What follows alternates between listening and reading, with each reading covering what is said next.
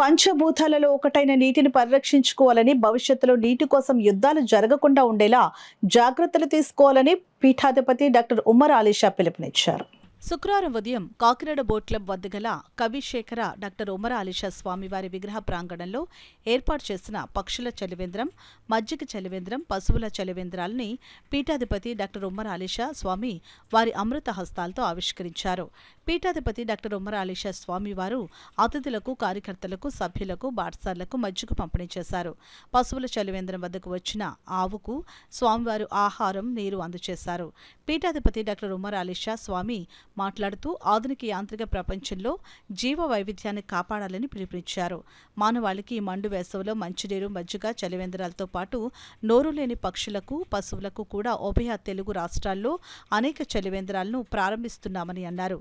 ఈ కార్యక్రమానికి నృపిక అధ్యక్షుడు P. Subrahmanyam, JNTU professor doctor Muralikrishna, retired RTO Ramachandrarao, retired pensioners association Padmanabham ముఖ్య అతిథులుగా వచ్చి ప్రసంగించారు. పాలడుగు సుబ్రహ్మణ్యం మాట్లాడుతూ మానవ సేవయే మాధవ సేవగా అనేక సేవా కార్యక్రమాలు నిర్వహిస్తున్న డాక్టర్ ఉమర్ అలీషా స్వామి సేవలను అభినందించారు. సీనియర్ జర్నలిస్టు మధుసూదన్ రావు మాట్లాడుతూ ఉమర్ అలీషాను దయాస్వరూపులుగా, దైవస్వరూపంగా అభివర్ణించారు.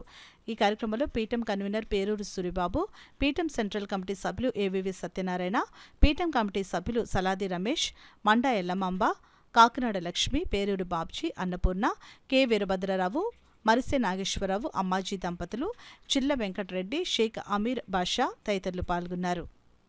భగవంతుడు వారికి ఆశీస్సులు అందజేయాలి అని చెప్పి ఆ భగవంతుడిని అవి అర్థిస్తూ ఉంటాయి.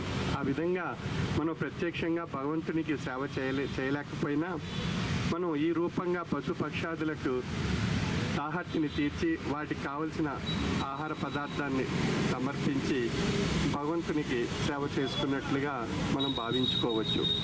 ఇటువంటి మహోన్నతమైనటువంటి సేవ మించి మరొక సేవ ఎక్కడ దొరకదు, లభించదు.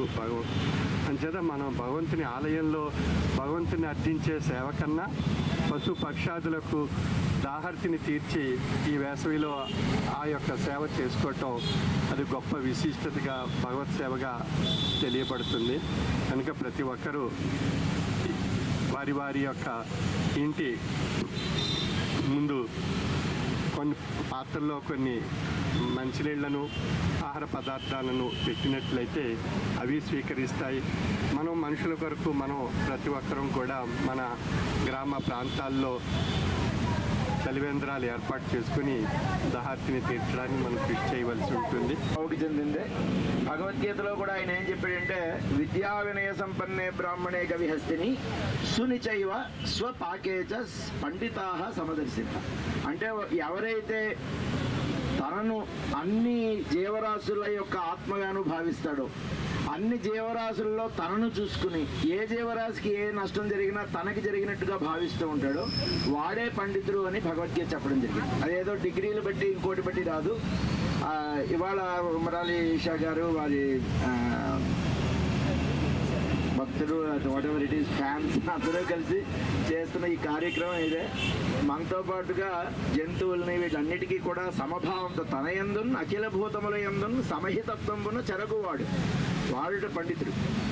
ఎవరైతే తన పట్ల మిగిలిన జీవరాశుల పట్ల కూడా ఆ సమభావం, ఒకటే మనందరం అనే భావంతో ఉంటాడో వాడే మహాపండితుడని మనందరం కూడా వారిని ఆదర్శంగా తీసుకుని, సార్ చెప్పినట్టుగా సుబ్రహ్మణ్యం గారు ఆయన ఈ చుట్టుపక్కల ప్రాంతాల్లో ఉండడం మనందరిది అదృష్టం.